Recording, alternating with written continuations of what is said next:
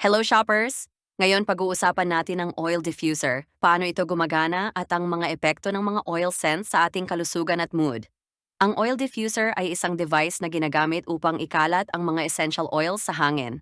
Gumagana ito sa pamamagitan ng pag-init o pag-spray ng tubig at oil mixture na nagiging singaw at kumakalat sa paligid.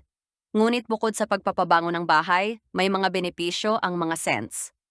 May mga scents na tumutulong sa pagpapakalma at mas magandang tulog. Meron din naman na nakakapagpatalas ng isip at nagbibigay ng enerhiya. Sa paggamit ng oil diffuser, nagiging mas maaliwalas at positibo ang ating kapaligiran.